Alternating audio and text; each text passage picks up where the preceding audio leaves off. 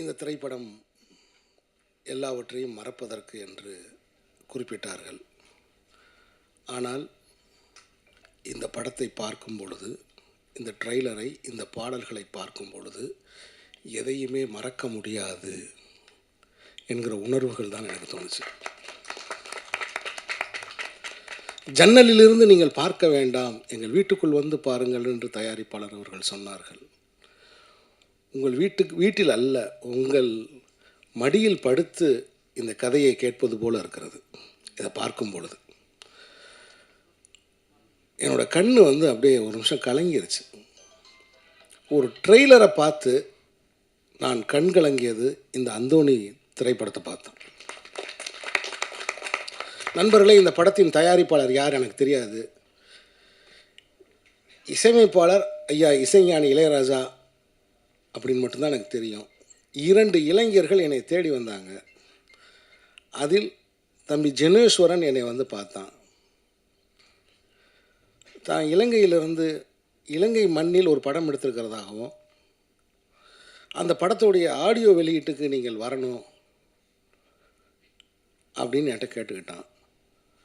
நான் அந்த இளைஞனை ரொம்ப ஆச்சரியமாக பார்த்தேன். ரொம்ப கொஞ்சம் வயசுள்ள ஒரு இளைஞன். அங்கே ஒரு சினிமா எடுத்து அந்த படத்தை இங்கே இருக்கிற தியேட்டர்களில் விநியோகிக்கிறதுக்கு வந்திருக்கான் அப்படிங்கிறது எனக்கு தெரிஞ்சிச்சு. வேறு எந்த காரணமுமே கிடையாது. ஒரு அழிந்து போன ஒரு நாட்டிலிருந்து, அழிக்கப்பட்ட ஒரு நாட்டிலிருந்து 2 இளைஞர்கள், ஏன்னா போர் முடிஞ்ச சூழலில் இந்த 2 இயக்குனர்களும் எப்படி ஒரு 5 வயசு 6 வயசு இருக்கும்னு நினைக்கிறேன். ரொம்ப 5 வயசு 6 வயசு குழந்தைகளாக இருந்திருப்பாங்க. அந்த வயசுலேருந்து எழுந்து வந்து இப்படி ஒரு சினிமாவை எடுத்து அதை இங்கே கொண்டு வரணும்னு நினைக்கிறாங்க. ஸோ இலங்கையிலிருந்து வருகிறோம்னு சொன்ன ஒரே ஒரு காரணம்தான் நான் இந்த விழாவில் கலந்து கொள்வதற்கு காரணம்.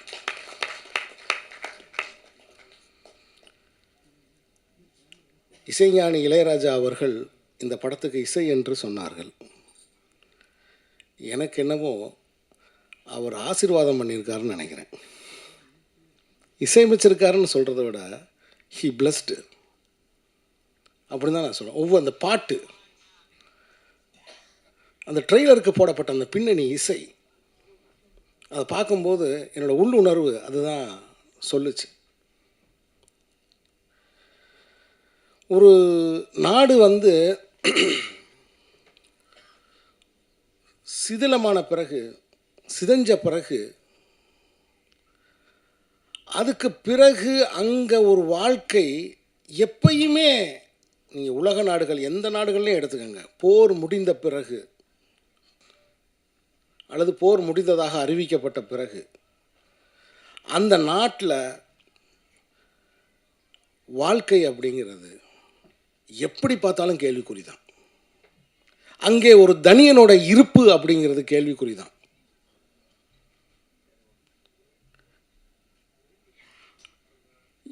எப்போ வேணாலும் யார் வேணாலும் எதற்காக வேணாலும் கேள்வி கேட்பார் இல்லாமல் கைது செய்யப்படலாம் அப்படிங்கிற ஒரு வாழ்க்கை அதன் பிறகு அங்கே எப்போவுமே இருந்துக்கிட்டே இருக்கும். ஒரு அச்சம் எப்போ வேணாலும் இருந்துக்கிட்டே இருக்கும். இந்த திரைப்படத்தை எடுத்த ஜெனோசனாக இருக்கட்டும், சூதரனாக இருக்கட்டும், அந்த இளைஞர்களின் நினைவுகளில் அந்த குண்டு விழுந்த அந்த சத்தம் கேட்டுக்கிட்டே இருக்கும். இதை யாராவது மறக்க முடியுமா? இதை யாராவது மறக்க முடியுமா? அப்போ உளவியல் ரீதியாகவும் பொருளாதார ரீதியாகவும் அதிகாரத்தின் பக்கம் இருந்தும் ஒரு அடக்குமுறையை சந்தித்து வருகிற ஜனங்களின் கலை வடிவமாக தான் இந்த அந்தோணியை நான் பார்க்குறேன். இந்த படத்து அந்தோணியை நான் பார்க்குறேன். ஏன் இன்னும் விடுதலை புலி அமைப்பை தடை செய்த அமைப்பை ஏன் இந்தியா இன்னும் அதை அந்த தடையை நீக்க மாட்டேங்கிறாங்க? விடுதலை புலிகள் தான் இல்லைன்னு தெரிஞ்சிருச்சே. விடுதலை புலிகள் தான் இல்லைன்னு தெரிஞ்சிருச்சே. விடுதலை புலிகளில் யாரும் உயிரோடு இல்லை. ஏன் அந்த தடையை நீக்காமல் இருக்காங்க? நான் இதுக்கு முன்னாடி சொன்னேன் இல்லையா, யாரை வேண்டுமானாலும் கைது செய்யலாம், அதுக்காகத்தான். அதனால தான் அந்த தடையை அவங்க இன்னும் நீக்காமல் இருக்காங்க. நான் யாரோடும் உடன்பட்டோ அல்லது முரண்பட்டோ இங்கே நான் பேசலை, என்னுடைய கருத்தை நான் சொல்கிறேன்.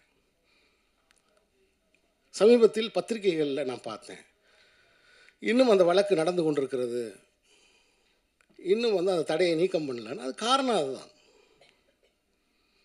நண்பர்களை, முதலில் இந்த படத்தில் பணியாற்றிய அந்த ஒளிப்பதிவாளருக்கு என்னுடைய மனப்பூர்வமான வாழ்த்துக்கள். அந்த கடலையும் அந்த அலையையும் அந்த வாழ்க்கையையும் அப்படி கண் முன்னாடி கொண்டு வந்து தத்ரூபமாக அதை கொண்டு வந்து வச்சுருக்கார். அதே மாதிரி இந்த படத்தில் நடிச்சிருக்கிற என்னுடைய அருமை நண்பர் வின்சென்ட். இனிமேல் வின்சென்ட், உங்கள் பேர் அந்தோணி வின்சென்ட். நான் வின்சென்ட்டை நான் மன்னிப்பு கேட்டுக்கிறேன். நீ இவ்வளவு சிறந்த ஒரு நடிகன்னு எனக்கு தெரியாமல் போயிடுச்சு, என்னை மன்னிச்சிரு. ஏன்னா ஒரு 2-3 படம் நான் நடிக்கிறதுக்கு கூப்பிடுவேன். அப்போ ஒரு நார்வேயில் இருப்பார், ஸ்ரீலங்காவில் இருப்பார், சந்திக்க முடியாமல் போயிட்டு இருந்துச்சு. ஆனால் அவ்வளவு கண்ட்ரோல்டாக ஒரு முழு படம் பார்த்த ஒரு திருப்தி எனக்கு இந்த ட்ரெய்லரில் எனக்கு கிடைக்கிது. ஒரு ஆக்டர், ஒரு கம்ப்ளீட் ஆக்டர் தான் அந்த அந்த எமோஷன்ஸ் ஹோல்டு பண்ண முடியும். ஒரு சின்னதாக நிமிர்ந்து பார்க்கணுன்னா கூட அந்த எமோஷன்ஸ் அது அது அது அதில் கொண்டு வர்றாரு அதில். ஸோ எனக்கு நவயுக இலங்கை சினிமாவிலிருந்து ஒரு புதிய சக்தி ஒன்று உருவாகிருக்கிற மாதிரி தான் எனக்கு தோணுது இந்த படத்தை பார்க்கும்போது. என்னுடைய இந்த ட்ரெய்லரை பார்க்கும்போது எனக்கு என்னுடைய ஆள் மனம் அதை தான். ஸோ அவ்வளோ நேர்த்தியாக இருக்குது, அவ்வளோ அழகாக இருக்குது. அதே மாதிரி இந்த படத்தில் நடித்த கதாநாயகியாக இருக்கட்டும், அந்த கதாபாத்திரத்தோட டிஜே பானு அவர்களுக்கும், ஏன்னா இது எல்லாமே அங்கேருந்து நான் அப்சர்வ் பண்ண விஷயங்கள் தான். இந்த ஸ்க்ரீனில் அவங்க எனக்கு காமிச்சதோட ரிஃப்ளெக்ஷன் தான் இது. ஸோ அப்படி இந்த அற்புதமான அந்தோணியில் ஒரு தோணி இருக்குது. அந்த தோணி கண்டிப்பாக கரையேறி வரும், அந்த நம்பிக்கை எனக்கு இருக்குது. இந்த ட்ரெய்லரை பார்த்த உடனே இந்த காவியத்தை எப்போ நம்ம பார்ப்போம் அப்படிங்கிற ஆர்வம் எனக்கு உண்டாயிருச்சு. கண்டிப்பாக இந்த ட்ரெய்லர் நீங்கள் பார்த்தீங்கன்னா உங்களுக்கு அந்த உணர்ச்சி உண்டாகும். ஆகவே ஒரு திரைப்படம் அப்படின்றது எதையும் மறக்கிறதுக்கு இல்லை.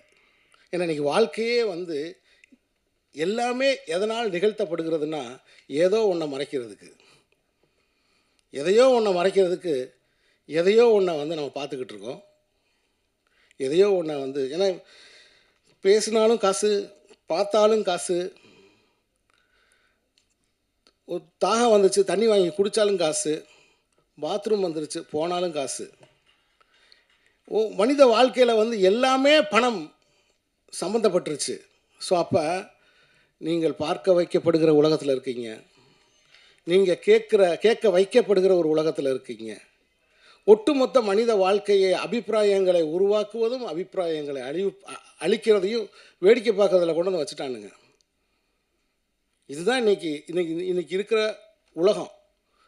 ஸோ அப்படி இருக்கிற உலகத்தில் ஈழத்து மக்களை, அவருடைய வாழ்வியலை உயிரோட்டமாக, போருக்கு பின்னான அந்த வாழ்க்கையை, அவர்களுக்குள்ளே இருக்கக்கூடிய பரிதவிப்பை காட்டுகிற இந்த அந்தோணி திரைப்படம் மாபெரும் வெற்றியடையும் அப்படிங்கிறது என்னுடைய கருத்து. இந்த வெற்றிக்கு பத்திரிகையாளர்களாகிய நீங்கள் உறுதுணை இருக்க வேண்டும். எனக்கு அந்த நீர்ப்பறவை காலங்கள் ஞாபகத்துக்கு, தேவராஜ் இருக்கார், நீர்ப்பறவை காலங்கள் எனக்கு ஞாபகத்துக்கு வந்துச்சு. இந்த படத்தை நீங்கள் சுமந்து கொண்டு போய் மக்கள்கிட்ட சேர்க்கணும். ஒவ்வொரு சிறிய படத்துக்கும் ஒரு எழுத்தாளனுக்கு பத்திரிகையாளர் தான் துணை, வேறு யாருமே கிடையாது. அந்த இளைஞர்கள் எடுத்த இந்த படத்தை, அந்தோணிங்கிற படத்தை மக்கள் மன்றத்துக்கு கொண்டு போய் சேர்க்கணும். இதோடைய தயாரிப்பாளருக்கு, அவர் பேர் என்ன சொன்னீங்க, ரமணன், தயாரிப்பாளர் ரமணன் அவர்களுக்கு என்னுடைய இதயபூர்வமான வாழ்த்துக்களை தெரிவித்துக் கொள்கிறேன். ஒரு தரமான படத்தை நீங்கள் எடுத்ததுக்கு. படத்தின் இசையமைப்பாளர்களுக்கு என்னுடைய இதயபூர்வமான வாழ்த்துக்கள். இப்படி ஒரு இசையை தந்ததுக்கு நன்றி, வணக்கம். Thank you sir, thank you, beautifully set. அடுத்தபடியாக சார் சொன்ன மாதிரி தான் ஒரு மன்னிக்கணும், எப்பயுமே எங்கள் அம்மாவை மறந்துட்டேன். அகிலா பாலுமகேந்திரன் அம்மா. நான் எதிர்பார்க்கவே இல்லை அம்மா இங்கே வருவா. நான் வீட்டுக்கு போய் பார்க்கணுன்னு நினச்சிட்டே இருந்தேன். ஏன்னா போன புத்தகம் நான் எழுதின அந்த தயைங்கிற புத்தகம் வந்து நான் அந்த அம்மா அம்மா தயை இல்லை, நதி அழகி, நாதன் பதிப்பகம் வெளியிட்ட நதி அழகின்ற புத்தகத்தை அம்மாவுக்கு தான் நான் டெடிகேட் பண்ணியிருந்தேன், அகிலா பாலுமகேந்திரன் அம்மாவுக்கு. எப்படி சொல்கிறது, ஒரே வார்த்தையில் சொல்லணுன்னா, நான் மதுரையில் ஒரு அம்மாட்ட வளர்ந்துக்கிட்டு இருந்தேன்.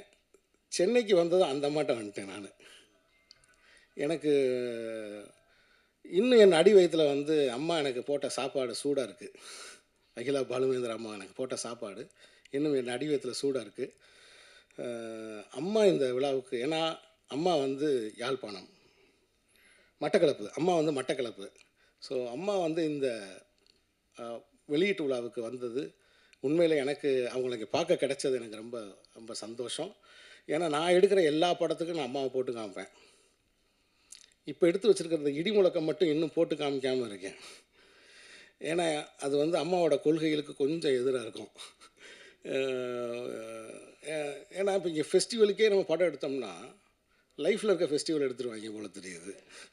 அதனால் வந்து அது கொஞ்சம் கமர்ஷியலான படம். அந்த படம் ஒரு 5 பாட்டு 5 சண்டை அப்படின்னு அது ஒரு மாதிரியான ஒரு படம், அது த்ரில்லர் படம் அது. அதனால் அதை இன்னும் கொஞ்சம் காமிக்காமல் நான் இருக்கேன். நன்றி. முதல்ல வந்து இந்த தயாரிப்பாளர்களுக்கும் நன்றி தெரிவிச்சுக்கலாம். முக்கியமாக இந்த 2 இயக்குநர்கள் தம்பிகள் ஜெனர்சனும் சுகீதரனும். ஏன்னா அவங்களாம் வந்து இப்போ உள்ள இந்த கமர்ஷியல் தமிழ் சினிமாக்களை பார்த்து வளர்ந்த குழந்தைகளாக இருப்பாங்க. அப்படி இருந்துமே அதெல்லாம் தவிர்த்துட்டு அவங்க வாழ்க்கைக்குள்ளேருந்து அவங்க மண்ணிலேருந்து ஒரு கதை எடுக்கிறதுக்கு வந்து ஒரு மிகப்பெரிய தெளிவு வேணும். அந்த தெளிவுக்காக உங்களை 2 பேருக்கும் முதல்ல வாழ்த்துகள். படம் நான் பார்த்துட்டேன், ரொம்ப நல்லா இருந்தது. ஒரே ஒரு வேண்டுகோள் மட்டும்தான். ஏன்னா கண்டிப்பாக வந்து தயாரிப்பாளர் சொன்ன மாதிரி எங்கள் கதைகளை வந்து எங்கள் ஜன்னல் வழியாக பார்க்காம எங்கள் வீட்டுக்குள்ளே வந்து பாருங்கன்னு சொல்கிறாங்க. அதே மாதிரி இந்த ஈழத்து பின்புலத்திலேருந்து நம்ம நிறைய கதைகள் சொல்ல வேண்டியது இருக்குது. எப்படி இங்கே இன்றைக்கி வந்து மலையாள படங்கள் பார்க்கும்போது அந்த நிலப்பரப்பும் அவளுடைய வாழ்க்கையுடைய வாழ்வியல் சூழலும் வந்து நமக்கு ஒரு ஏதோ ஒரு விதத்தில் நம்மளை இழுக்குது, புதுசாக ஒரு தன்மை ஏற்படுத்து கதைகளை தாண்டி. அது மாதிரி ஈழத்தில் பதிவு பண்ணப்பட வேண்டிய அவ்வளோ விஷயங்கள் இருக்குது. ஈழத்திலிருந்து வரக்கூடிய படைப்பாளர்கள் இங்கே தமிழ் சினிமாவுடைய தாக்கத்திலிருந்து முதல்ல விடுபட்டால் நிறைய ஒரு முக்கியமான படங்கள்லாம் வரும் அப்படிங்கிறது இந்த நேரத்தில் நான் பதிவு செய்து கொள்கிறேன். அது ஒரு தன்னிச்சையான இண்டஸ்ட்ரியாக மாறணும், அது ரொம்ப முக்கியமானதாக இருக்குது. அதுக்கு இது வந்து ரொம்ப ஒரு வெளிச்சமாக தெரியுது. ஒரு தன்னிச்சை இன்னும் இந்த இந்திய சார்பு இல்லாமல் தமிழ் சினிமா துறைகளுடைய ஆளுமைகள் சார்பு இல்லாமல் ஒரு தன்னிச்சையான அந்த ஒரு இண்டஸ்ட்ரியாக ரொம்ப சீக்கிரம் வரும் அப்படிங்கிற நம்பிக்கையை வந்து இந்த படம் கொடுத்துருக்கு. இதுக்கடுத்து சோமிதரன் தோழர் ஒரு படம் எடுத்து முடிச்சிருக்கிறாரு. இங்கே இருக்கிற விஜயதரன் தோழர் ஒரு படம் எடுக்க இருக்கிறாரு. இப்போ அசின் ஒரு தோழர் வந்து அவர் ஒரு படம் எடுத்துகிட்டு இருக்காரு. ஸோ நம்பிக்கைகள் நிறைய இருக்குது நமக்கு. கண்டிப்பாக உங்களுடைய தன்னிச்சையான அந்த ஒரு இண்டஸ்ட்ரிக்கு எப்போதும் நாங்கள் துணை நிற்போம் என்று கூறி விடைபெறுகிறேன். நன்றி, வணக்கம். எல்லாருக்கும் வணக்கம். கொஞ்சம் லேட் ஆயிடுச்சு வரும்போது. ஆக்சுவலி ஹாஸ்பிட்டலுக்கு போய் வர அந்த மாதிரி ஒரு டைம் வந்தாச்சு. பட் அதுக்கு சாரி.